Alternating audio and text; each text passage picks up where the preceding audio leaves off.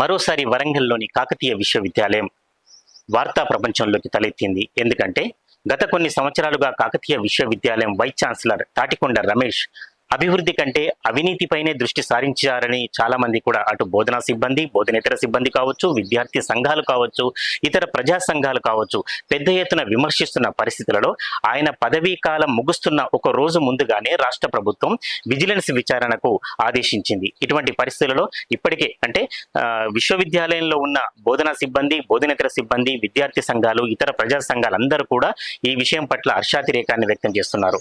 గత 3 రోజుల క్రితం వైస్ ఛాన్సలర్ పదవీ కాలం ముగియనుండటంతో మిగతా అన్ని విశ్వవిద్యాలయాలకు సెర్చ్ కమిటీ నియమించిన రాష్ట్ర ప్రభుత్వం మాత్రం కాకతీయ విశ్వవిద్యాలయానికి సంబంధించి ఎలాంటి సెర్చ్ కమిటీ నియమించలేదు. ఎందుకంటే కాకతీయ విశ్వవిద్యాలయం మరి వైస్ ఛాన్సలర్ పదవిని పొడిగిస్తారా, లేకపోతే ప్రత్యేక పాలక మండలి లేనందువల్ల ఇంకేమైనా ప్రత్యామ్నాయ ఏర్పాట్లు చేస్తారని ఆలోచిస్తున్న తరుణంలో ప్రొఫెసర్ తాటికొండ రమేష్ మే 21వ తేదీన తన పదవీ కాలాన్ని పూర్తి చేశారు. ఇటువంటి పరిస్థితులలో 21వ తేదీన అనేక ఆసక్తికరమైన పరిణామాలు కూడా సంభవించాయి. ఒకవైపు అందులో పనిచేస్తున్న సిబ్బంది ఎవరైతే ప్రొఫెసర్ తాటికొండ రమేష్ ఆధ్వర్యంలో పనిచేస్తున్న సిబ్బంది, బోధన సిబ్బంది కావచ్చు, బోధనేతర సిబ్బంది కావచ్చు, వాళ్ళంతా కూడా ఒక విచిత్రంగా మంగళవారం రోజు ఈ వైస్ ఛాన్సలర్ పీడ విరగడైంది అన్న పరిస్థితులలో ఎక్కడో ఒక ప్రజా సంఘాలు ఎలాగైతే చేస్తాయో అటువంటి పరిస్థితులలో ఒక 50 వరకు కొబ్బరికాయలు కొట్టి తమ సంతోషాన్ని వ్యక్తపరిచారు. పెద్ద ఎత్తున ఇందులో చాలా మంది కూడా అంటే విశ్వవిద్యాలయంలో ఆయన ఆధ్వర్యంలో పనిచేసే సిబ్బంది చివరకు ఇతని పీడ విరగడైందని సంతోషాన్ని వ్యక్తం చేస్తూ 50 వరకు కొబ్బరికాయలు కొట్టారు. తమ హర్షాతిరేకాన్ని వ్యక్తపరిచారు. చివరకు మా ధాటికి తట్టుకోలేకనే ఆయన పదవీ కాలం ముగిసిన తర్వాత కూడా ఎట్టి పరిస్థితులలో కూడా ఆయన పదవీ కాలాన్ని పొడిగించలేదు. విజిలెన్స్ విచారణను మేము స్వాగతిస్తున్నాం. ఈ విజిలెన్స్ విచారణలో ప్రొఫెసర్ తాటికొండ రమేష్ చేసిన అక్రమాలన్నీ కూడా బయటపడతాయనే ఉద్దేశంతో చాలా మంది కూడా సిబ్బంది బాహటంగానే మీడియా ముందుకు రావడం జరిగింది. అందుకే ఇలాంటి వ్యక్తి పీడ విరగడైందని మాత్రమే తమ సంతోషాన్ని వ్యక్తం చేస్తున్నామని చెప్పడం జరిగింది. కొబ్బరికాయలు కొట్టి ఆ రూపంలో ఒక దేవుడి ముందు కొబ్బరికాయలు కొడతారు, లేకపోతే దేవాలయానికి వెళ్ళి కొబ్బరికాయలు కొడతారు. కానీ ఇక్కడ మాత్రం తమ సంతోషాన్ని వెలిబుచ్చడానికి ఒక నరకాసురుడిలాగా ఒక వ్యక్తి పీడ విరగడైందనే ఆలోచనతోని ఈ కొబ్బరికాయలు కొట్టి తమ సంతోషాన్ని వ్యక్తపరిచారు. మరొక వైపు గత కొన్ని సంవత్సరాలుగా ప్రధాన గేటు అంటే కరీంనగర్కి వెళ్లే ప్రధాన గేటు, అదేవిధంగా ఎస్డిఎల్సి ప్రాంతంలో ఉన్న గేటుకు తాళాలు వేయడం జరిగింది. అనేక సార్లు కూడా ఈ విషయంలో అటు వాకర్స్ కావచ్చు, మిగతా సంఘాల వాళ్ళు కావచ్చు విజ్ఞప్తి చేసినప్పటికీ అడ్మినిస్ట్రేటివ్ అధికారులు, రిజిస్ట్రార్ కానీ ఆ తాళాలు తీయించే ప్రయత్నం చేయలేదు. ఇవాళ కొంతమంది సంఘ నాయకులు ఎస్డిఎల్సి వైపు ఉన్న ఆ గేటు తాళాలు కూడా పగలగొట్టి లోపలికి ప్రవేశించడం జరిగింది. మరోవైపు ఈ అభివృద్ధిని మర్చి విస్మరించి అవినీతికి పాల్పడ్డాడని ప్రధానంగా ఎవరైతే విద్యార్థులకు సంబంధించిన స్కాలర్షిప్లన్నీ కూడా నిధులను మళ్లించడం జరిగిందని, అవన్నీ కూడా కొన్ని ఖాతాలలో వేరే ఖాతాలలో ఎవరి అనుమతి లేకున్నా కూడా రిజిస్టార్ ఖాతాలకు మళ్లించాడని, అవన్నీ కూడా దుర్వినియోగం జరిగాయని పెద్ద ఎత్తున ఆరోపిస్తున్నారు. ఇవే కాకుండా అనేక సార్లు విద్యార్థి సంఘాలు కావచ్చు, బోధనేతర సిబ్బంది కూడా వైస్ ఛాన్సలర్ ఛాంబర్లోనే బైఠాయించడం జరిగింది. ఈ విషయంలో పోలీసు వరకు వెళ్ళటము, పోలీసులు లాఠీ చార్జ్ చేయడం, అనేక విద్యార్థి సంఘాల నాయకులు, ప్రతినిధులు కూడా ఇందులో గాయపడటం, అనేక సార్లు విశ్వవిద్యాలయం వార్తల్లోకి ఎక్కింది. గత కొన్ని సంవత్సరాలుగా ఈ విషయంలో విశ్వవిద్యాలయంలో ఇబ్బందులు తలెత్తున్నా కూడా రాష్ట్ర ప్రభుత్వం ఎలాంటి దృష్టి సారించలేదు, ఎలాంటి చర్యలు కూడా తీసుకోలేదని పెద్ద ఎత్తున విమర్శలు తలెత్తున్నాయి. రాజకీయ పార్టీల ప్రముఖులు, ప్రతినిధులు కూడా విశ్వవిద్యాలయాన్ని సందర్శించారు. ఎన్నికల సమయంలో, ఎన్నికల కంటే ముందు కూడా ప్రధాన ప్రతినిధులు, రాష్ట్ర స్థాయిలో వచ్చిన నాయకులు, ఎమ్మెల్యేలు కూడా వీళ్ళంతా కూడా ఈ విశ్వవిద్యాలయంలో వైస్ ఛాన్సలర్ తీరును కూడా పెద్ద ఎత్తున నిరసించారు. ఎట్టకేలకు ఒకవైపు పదవి ముగుస్తుంది, ఇంకా పాలక మండలి లేనందువల్ల పదవిని పొడిగిస్తారా, కొత్త వాళ్ళ నియమిస్తారా అనే చర్చలు తీవ్రంగా జరుగుతున్న పరిస్థితులలో అసలు రమేష్ను ఒక జైలు శిక్ష లాంటిది వేయించాలి, తర్వాత తీవ్రమైన స్థాయిలో అరెస్ట్ చేయాలని పెద్ద ఎత్తున విమర్శలు, ఆరోపణలు తలెత్తున్న పరిస్థితులలో రమేష్ పదవీ కాలం ముగిసింది. చివరి రోజు కూడా ఆయన ఎలాంటి తీర్మానాలు చేయలేదు, చివరి రోజు ఎలాంటి పదవి బాధ్యతలు కూడా స్వీకరించలేదు. కానీ ఒక ఉరుములాగా రాష్ట్ర ప్రభుత్వం నుంచి విజిలెన్స్ విచారణకు 2 రోజుల ముందే ఉత్తర్వులు తలెత్తాయి. అయినప్పటికీ తాటికొండ రమేష్ మాత్రం ఈ విషయంలో ఒక పత్రికా ప్రకటన విడుదల చేస్తూ తాను ఎలాంటి అవినీతికి పాల్పడలేదని, తాను విజిలెన్స్ విచారణను స్వాగతిస్తున్నానని ఆయన మాత్రం పేర్కొనడం మనం ఇక్కడ గమనించదగ్గ విషయం. వీటన్నిటికంటే ఈ పరిణామాలన్నీ ఒకవైపు జరుగుతుంటే గతంలో వరంగల్ జిల్లా కలెక్టర్గా పనిచేసి, ఉమ్మడి జిల్లా కలెక్టర్గా పనిచేసి మంచి పేరు తెచ్చుకున్న ఐఏఎస్ అధికారి పాకాటి కరుణను వైస్ ఛాన్సలర్గా ప్రత్యేక అధికారిగా నియమిస్తూ రాష్ట్ర ప్రభుత్వం మంగళవారం కూడా ఉత్తర్వులు జారీ చేసింది. ఒకవైపు విశ్వవిద్యాలయంలో పరిస్థితి ఇలా ఉంటే, మరోవైపు మరోవైపు గ్రాడ్యుయేట్ ఎన్నికల సమయంలో ఇవన్నీ పరిణామాలు కూడా తలెత్తాయి.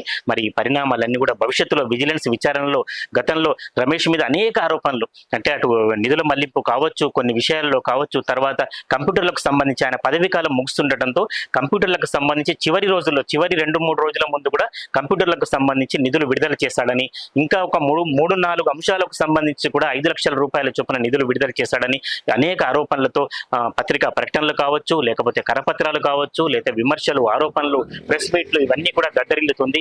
ఇటువంటి పరిస్థితులలో ఇటు విజిలెన్స్ విచారణకు అవకాశం తెరతీశారు. మరోవైపు ఆయన పదవీ కాలం కూడా ముగిసింది. మరి పదవీ కాలం తర్వాత రాష్ట్ర ప్రభుత్వం విచారణలో ఎలాంటి అంశాలు తలెత్తాయి, దాని తర్వాత తదనంతరం పరిణామాలు ఎలా ఉంటాయి అనేది మనం వేచి చూడాల్సిందే. మన కాకతీయ యూనివర్సిటీ తెలంగాణలోనే చాలా ప్రతిష్టాత్మకమైనటువంటి ఒక యూనివర్సిటీలో గత కొన్ని సంవత్సరాలుగా అనేక రకాలైనటువంటి ఒక సమస్యలతో సతమతం అవుతా ఉండడం అనేది జరిగింది. అయితే ఇంతకు ముందు ఉన్నటువంటి ఒక సిచ్యువేషన్స్, ఇప్పుడున్నటువంటి ఒక సిచ్యువేషన్స్ చాలా వేరువేరుగా కనబడతా ఉన్నాయి. అంటే పర్టికులర్ గా మేము కాకతీయ యూనివర్సిటీలో గత 15 సంవత్సరాల నుండి 20 సంవత్సరాల మధ్య కాలంలో పనిచేసేటువంటి ఒక పార్ట్ టైం లెక్చరర్స్ ని కాంట్రాక్చువల్ కన్వర్షన్ కావాల్సిందిగా చాలా సార్లు గవర్నమెంట్ ని అడగడం జరిగింది. అదే విధంగా వైస్ ఛాన్సలర్స్ ని కూడా అడగడం జరిగింది. ఇంతకుముందు టీఆర్ఎస్ గవర్నమెంట్ లో ఉన్నప్పుడు అదే తాటికొండ రమేష్ సార్ని వైస్ ఛాన్సలర్ గా అప్పటి టీఆర్ఎస్ గవర్నమెంట్ నియమించినప్పటి నుండి మా యొక్క సమస్యలు ముందుకు తీసుకుపోవడం అనేది జరిగింది. అయినప్పటికీ కూడా అప్పుడు ప్రభుత్వం కానీ మన మాజీ వైస్ ఛాన్సలర్ అయినటువంటి తాటికొండ రమేష్ సార్ కూడా సమస్యల్ని ఎక్కడా కూడా పరిష్కార మార్గం వైపు చూపించకుండా సమస్యల్ని స్లోగా నెట్టివేయడం అనేది జరిగింది. తర్వాత మన కాంగ్రెస్ గవర్నమెంట్ రేవంత్ రెడ్డి సార్ వచ్చిన తర్వాత అనేక రకాలైనటువంటి సమస్యలపై ఫోకస్ చేస్తూ ఉన్న సందర్భంలో మేము కూడా ఇదే రమేష్ సార్ని మమ్మల్ని కన్వర్షన్ చేయమని అడిగాం. అంటే 16 పీరియడ్లతో పనిచేసేటటువంటి ఒక పార్ట్ టైం టీచర్స్ ఎవరైతే ఉన్నామో వాళ్ళందరినీ కూడా కాంట్రాక్చువల్ కన్వర్షన్ చేయమని అడిగితే ఇదే మన వైస్ ఛాన్సలర్ అయినటువంటి ఒక రమేష్ సార్ స్లోగా దాన్ని ప్రభుత్వంపై నెట్టివేసి ప్రిన్సిపల్ సెక్రటరీ పైన నెట్టివేయడం అనేది జరిగింది. అయితే మేము గవర్నమెంట్ తో మాట్లాడినప్పుడు కానీ మినిస్టర్స్ తో మాట్లాడినప్పుడు కానీ వాళ్ళందరూ ఏమన్నారంటే ఇది అటానమస్ బాడీ కాబట్టి మీ మీ వైస్ ఛాన్సలర్కే దీనికి పూర్తి బాధ్యత వహించవలసినటువంటి అవకాశం ఉంటుంది. కాబట్టి మీ వైస్ ఛాన్సలర్ కాంట్రాక్చువల్ కన్వర్షన్ చేసినట్టయితే ప్రభుత్వం నుండి ఎటువంటి సమస్య కూడా లేదు, మీరు వైస్ ఛాన్సలర్ గారిని ఒప్పించుకొని చేసుకోండి అని క్లియర్ కట్ గా చెప్పడం జరిగింది. కానీ ఇక్కడ మా వైస్ ఛాన్సలర్ ఎట్టి పరిస్థితుల్లో ఈ సమస్యని పరిష్కార వైపు చూపించకుండా సమస్యని ఇంకా క్లిష్టతరమైనటువంటి సమస్యలుగా మార్చడానికి ప్రయత్నం చేసి పూర్తిగా ప్రభుత్వ బాధ్యత అనేది నెరవేర్చాల్సిన అవసరం ఉంటుంది, మాకు సంబంధం లేదని క్లియర్ కట్ గా చెప్పడం జరిగింది. అందుకని మేము పార్ట్ టైం టీచర్స్ మీ గత 10 days నుంచి కూడా ఈ రకమైనటువంటి ఉధృతి వాతావరణం అనేది నెలకొల్పి ఆందోళనకు దిగడం అనేది జరిగింది. అయినప్పటికీ కూడా మా సమస్యల్ని పరిష్కార వైపు నడిపించకుండా ఇదే యూనివర్సిటీలో ఉండేటువంటి రిజిస్ట్రార్ సార్ కావచ్చు, ఏఆర్ కావచ్చు, ఎవరైనప్పటికీ కూడా మా సమస్యల్ని పట్టించుకోకుండా ఉండడంతో మేము గత 7-8 రోజుల నుంచి ఇదే కాకతీయ యూనివర్సిటీ అడ్మినిస్ట్రేటివ్ బిల్డింగ్ లో ఉమెన్ టీచర్స్, జెంట్స్ టీచర్స్ అందరం కూడా ఇక్కడే పడుకొని ఈ యొక్క దీక్షను కొనసాగించడం అనేది జరిగింది. అయితే ఈ రోజు ప్రభుత్వం తీసుకున్నటువంటి ఒక నిర్ణయాన్ని చూసినట్లయితే ఈ రోజు సారథి టర్మినేషన్ పీరియడ్ అయిపోగానే వాకాటి కరుణ మేడం గారిని అపాయింట్ చేయడం జరిగింది.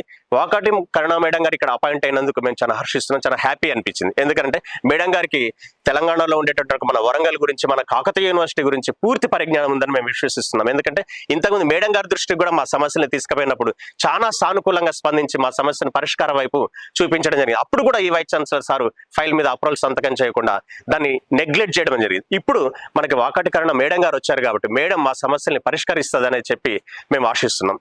కాకతీయ యూనివర్సిటీలో గత 3 years నుండి వచ్చినటువంటి మాకు ఉన్నటువంటి తాటికొండ రమేష్ గారు మూడు సంవత్సరాల కంచెలి మాకు పార్ట్ టైం నుండి కాంట్రాక్ట్ కన్వర్షన్ చేస్తా అని చెప్పి 3 years నుండి మమ్మల్ని మోసం చేసి తప్పించుకొని పోవడం జరిగింది. అంతేకాకుండా అనేక విధాలుగా లెక్చరర్లను, ఇటు స్టూడెంట్స్ ను, ఇటు స్కాలర్స్ ను అనేక రకాలుగా ఇబ్బంది పెట్టి ఈ కాకతీయ విశ్వవిద్యాలయాన్ని భ్రష్టు పట్టించి ఏ పనులు చేయకుండా ఇష్ట రాజ్యంగా లాడ్జిలో గెస్ట్ హౌస్ లో కూర్చొని పరిపాలన చేసి ఆఫీస్కు రాకుండా ఇప్పుడు 4 రోజుల కంచెలు మేము ఇక్కడ దీక్ష చేస్తుంటే దీక్ష కాడికి కూడా రాకుండా తప్పించుకొని పారిపోవడం జరిగింది కాకతీయ వైస్ ఛాన్సలర్. మేము చూద్దామన్నా కూడా కాకతీయ విశ్వవిద్యాలయంలో 5 రోజుల కంచెలు ఇక్కడ డే అండ్ నైట్ మేము దీక్ష చేస్తున్నాం, మా దీక్ష కాడికి కూడా రాకుండా తప్పించుకొని తిరగడం జరిగింది. ఎందుకంటే దొంగ అంటే ఎవరికైనా అనుమానం ఉంటది కదా, కాబట్టి దొంగ పనులు చేసిండు కాబట్టి చివరి క్షణం రోజు కూడా సీట్లోకి వచ్చి కూర్చోకుండా కాకతీయ విశ్వవిద్యాలయంలో ఉన్నటువంటి తాటికొండ రమేష్ ను తరిమి కొట్టడం జరిగింది. గేటు లోపలికి కి రాకుండా, గెస్ట్ హౌస్ కు రాకుండా, లాడ్జికి రాకుండా, ఇప్పుడు అడ్మినిస్ట్రేటివ్ బిల్డింగ్ కు రాకుండా కాకతీయ విశ్వవిద్యాలయం యొక్క రమేష్ ను తరిమి కొట్టడం జరిగింది. కాబట్టి మా భయానికి 5 రోజుల కంచెలు ఇక్కడికి రాలేదు. ఎంత ఏమైనప్పటికీ కూడా 3 సంవత్సరాలు మమ్మల్ని మోసం చేసి ఏ ప్లేస్ తెచ్చుకొని కావలసినంత డబ్బు కొన్ని కోట్లు తీసుకొని ఇప్పుడు జూబ్లీ హిల్స్ లో ఇల్లు కట్టుకొని ఎంజాయ్ చేస్తాడు. ఇలాంటి వైస్ ఛాన్సలర్ మళ్ళీ మా కాకతీయ విశ్వవిద్యాలయానికి రావద్దని కోరుకుంటున్నా.